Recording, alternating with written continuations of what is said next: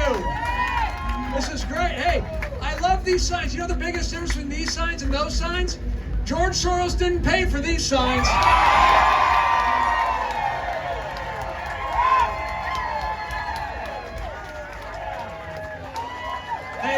Hey, thank you all for coming out here. I gotta tell you, I did this whole thing for one reason only. Tomorrow at 11 a.m., our youngest son Fritz is in the mullet competition over here, and we need you to all come support him. 2 years old, he's gonna take home the gold for the mullet. Hey, I just want to tell you a bit about why this is so important. You know, right now, we often talk about what's at stake, and there's a lot at stake. We often talk about how this is the most important election of a lifetime. Well, it's because the stakes keep getting higher. But what's actually on the ballot right now is truth. Truth is on the ballot. And the question is, are we going to support the truth? Are we going to follow the truth? Or are we going to believe in a lie? And throughout history, when people chose to believe a lie, they got led into very bad circumstances. And we have that going on right now in this race where truth is on the ballot. Some of you don't know me, but I'm a sixth-generation Iowan. I was born in Northwest Iowa. There we go. I was raised just outside of a town called Hinton. Does anybody know where that is? Anybody from there? Let's go. It's right between Merrill and James, which nobody knows where those are, so if you want to find it, good luck. You know, here's the deal. I find it very interesting what this campaign has become. You know, in the primary election, the biggest difference that I've noticed since I got in the general is this. In the primary, people cared about my ideas. That's what the campaign was about.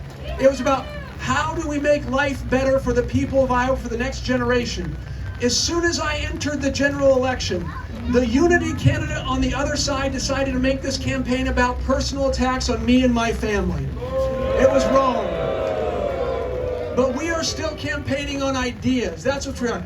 And here's the thing. These signs back here, you can read them. Here's the most ironic part about these signs. What Rob Sand actually says is that a sixth-generation Iowan is less Iowan than an illegal immigrant. He said they're just as Iowan as you are.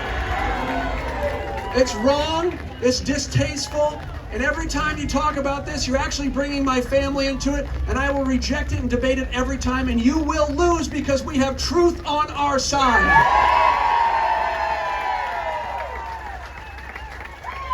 So what has this campaign been about? From the very beginning, many of you watched me on this race. You watched as we held 50 town halls in the primary election, where we talked about the long-term systemic issue. We also talked about this. The system is rigged. It's rigged. It's rigged against the little guys in favor of the big guys. Washington, D.C. has been a captured place for a very long time, and the people of Iowa, the farmers, the community members, the people who live here are the ones left holding the bag. But we can fight back in the state of Iowa. Our campaign has been a repudiation of that idea that we should be kowtowing to the people in Washington, D.C. No, we need to be taking our rights back in the state of Iowa and defending what's ours and saying we're done with the overreach of the federal government.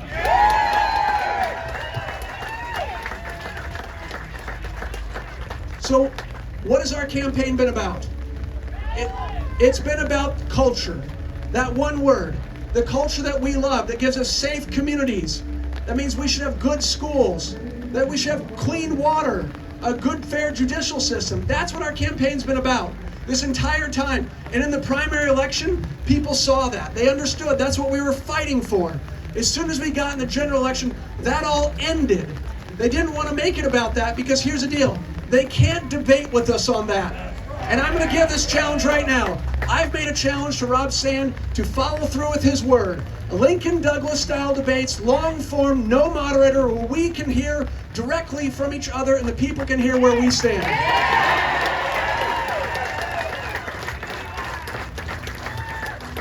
Our campaign has been about solving the long-term systemic issues. Let me be very clear. We have been fighting against what I call as the uniparty. And that is politicians on both sides of the aisle that have been bought off by special interests, corporate giants, and lobbyists to do their bidding instead of the bidding of the people. You know, many people in the primary said you can't win an election in the Republican primary talking about the big agricultural conglomerates that are extorting our farmers, talking about clean water and how we need to lower our cancer rates. We did talk about it, and we won.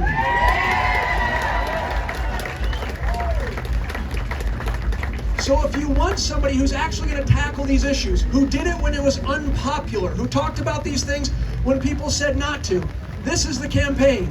If you're looking for someone who's been coronated because of how much money they have, and the donors they have, and the over $10 million being given by their family, which, by the way, makes a lot of the products that end up in our streams and are causing sickness in our state. People don't talk about this. We have to. Our 4 key issues are this. 1, we need to keep Iowa's kids in Iowa. We need to fight to keep our kids in the state. We need them here. Number 2, we've lost 10,000 family farms in the past 20 years. We've watched as big agricultural conglomerates have hollowed out rural communities.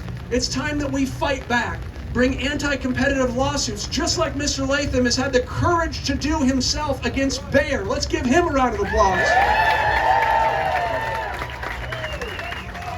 If I'm governor, Iowa joins that with you and fights on behalf of an Iowa company. Because it's wrong to have these companies extorting our farmers and treating those price takers. It's wrong.